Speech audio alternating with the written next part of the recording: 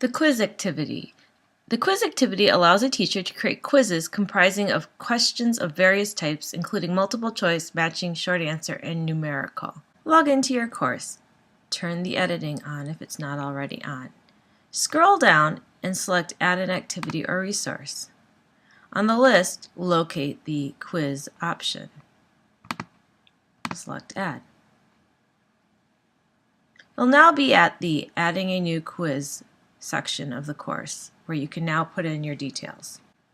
Begin by giving your quiz a name. Next, add any directions that you want students to see.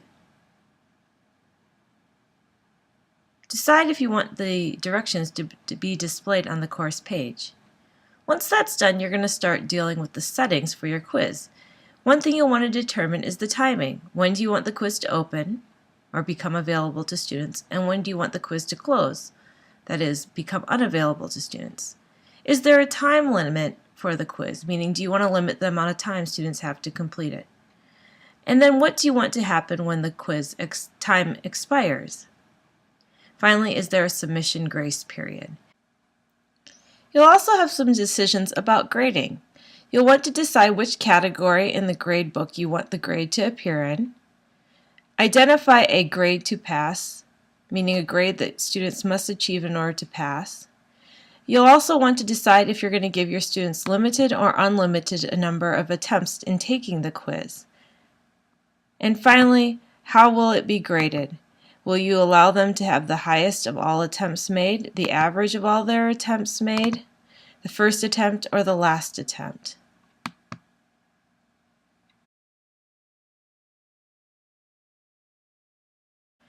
You'll have decisions around layout.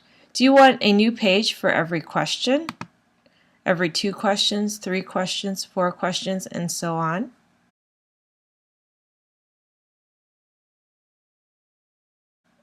And decisions around question behavior. Do you want the questions to shuffle at every attempt so that they are in a different order? And how do you want feedback to be given? The 2 most common options are deferred feedback, where they get feedback after they've completed all of the questions, or immediate feedback, where they get feedback after each question that they've answered. Review options. There's a lot of different options here, but all of it boils down to the idea of what students can see when they review the quiz attempt or look at the quiz report.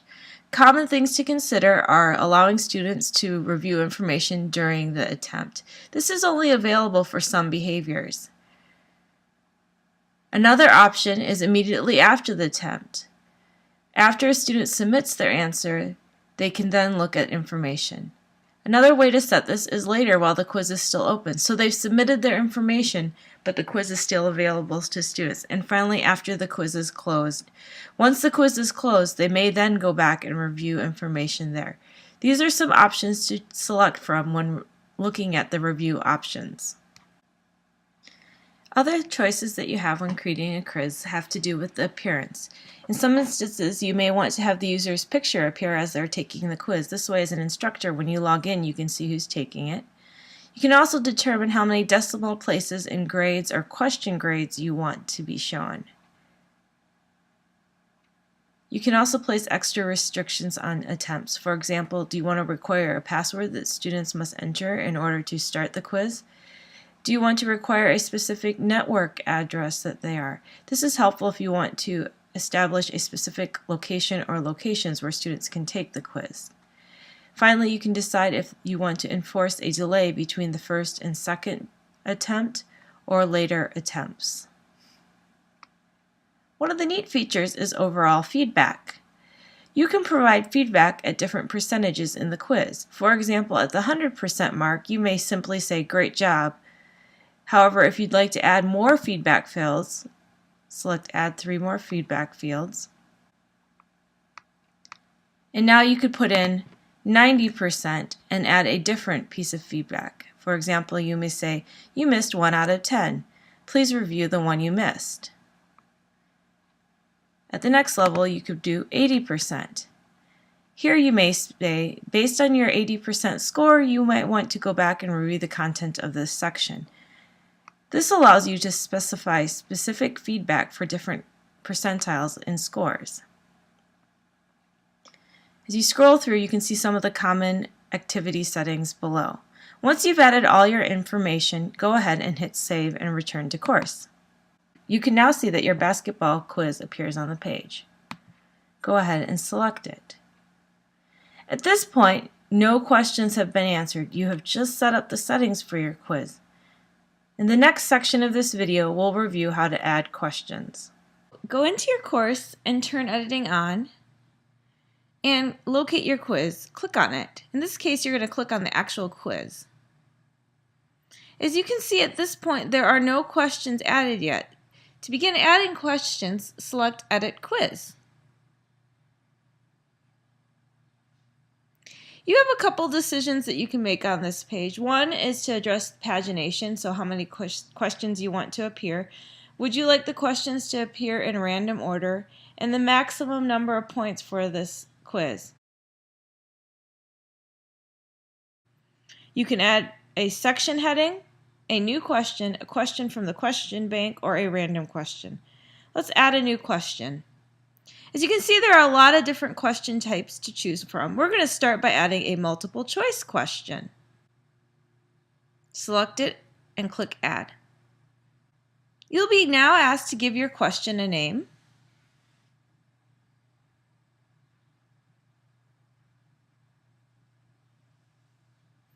And then type the question text. Notice that your text editor is there. You can add general feedback. You can decide if there's only one answer for this question or multiple. Are you going to shuffle the choices and how you would like them labeled, A, B, C, etc. I'm going to put in my first choice. In this case, the question is, what's the governing body for the basketball league in the United States? The NBA is the correct answer. I'm giving this 100%. The feedback they'll receive is correct. The NBA governs basketball. I'm also going to put in a couple other organizations, the NHL and Major League Baseball. In this case, I'm not giving them any points, and the feedback is incorrect, and I'm telling them also what that organization actually does govern. You can add more choices if you need to. You can also combine some feedback for different responses.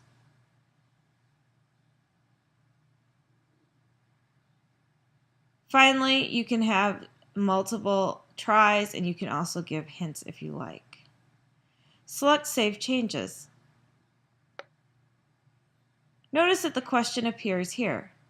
If you'd like to edit your question, you can click on the gear next to the question, and it'll take you back to that page where you created it.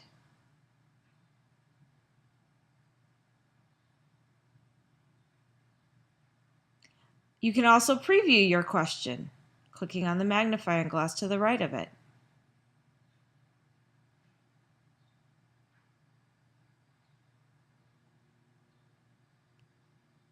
And last but not least, if you click the X, you can delete it. Let's add another question. In this case, we're going to get one from the question bank. This is a question that's already been created. Looking through the questions in the question bank, I can find the one that I like.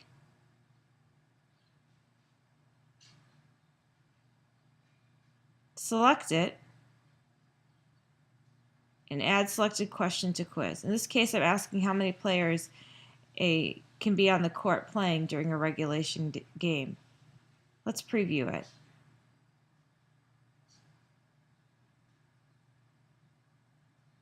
This is how you add a question from the question bank. Now let's add a different type of question. So we're going to select Add a New Question. In this case, though, we're going to do a matching question.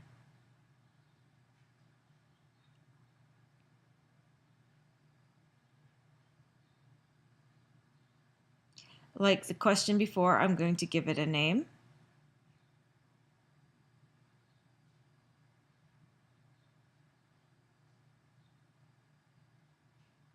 And I'm going to type my question text here.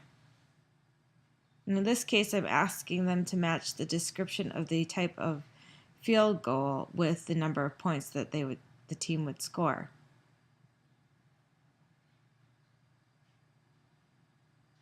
You could provide general feedback and also have the choice to shuffle answers.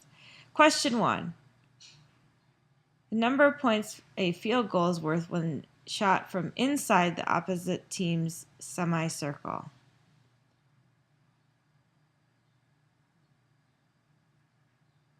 Question 2 is similar, so I'm just going to copy and paste it into my box and change the things. This time, instead of inside the opposition semicircle, we're going to say outside of the opposition semicircle. And for my last question, I'm going to ask what it's worth if they shoot it from the opposition's free throw line.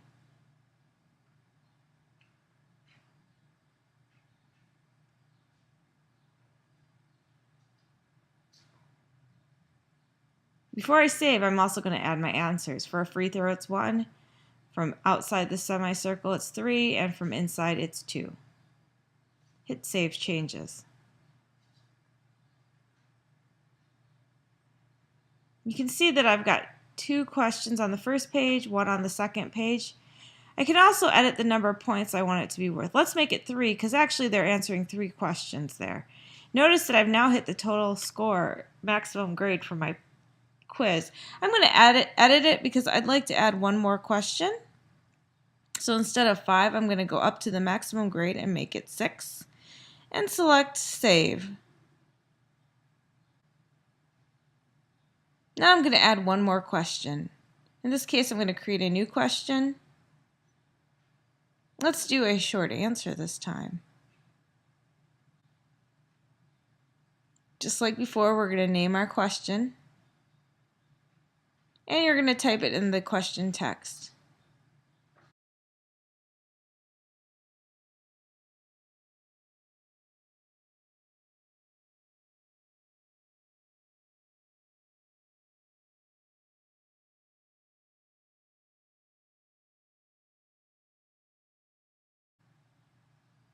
Describe what a player should do when moving across the court with the basketball. And you have some choices around case sensitivity. And now you can put in answers. It's possible that your students will use a variety of ways to answer this question, so you can come up with a variety of different ways they can and assign the amount of credit you would like to give. For example, if they write the word dribble, you can give 100%. Bounce, you could give 100%. Make as many options as you like. Hit Save Changes and continue editing. Once you've got all your options in there, go ahead and select Save Changes. Now you can see the quizzes and the quiz questions and the pages there. Let's take a look at this from the student's perspective. I'm now logged in as a student. I'm going to select the basketball quiz, and I'm going to attempt the quiz now. On the first page, there are the 2 questions that were identified. Let's go ahead and answer them. The first one, I'm going to answer it correctly.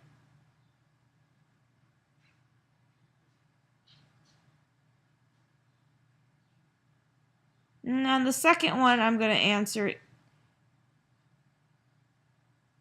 also correctly. Select Next Page. Now I've got my matching.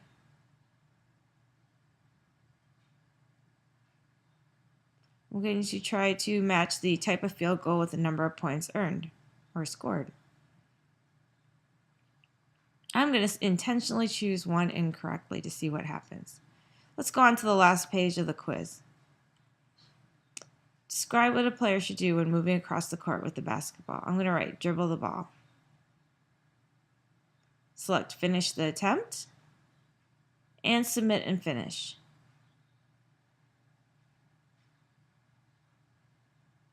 I'll now receive feedback on my score. The first question I got correct, as did I in the second question. On the third question, I got 2 out of 3 correct. You can see I've been also given some remediation to help me understand what I answered incorrectly. Finally, for the last one, short answer, I got it incorrect, but it's not because I wrote the answers wrong. It's because when we created the answers, I didn't put dribble the ball. I only put in dribble. It might be worth it to go back as an instructor and edit those answers to include a wider range and variety so that students have a higher likelihood of getting them correctly. So this is how you set up a quiz, create questions, and take a quiz.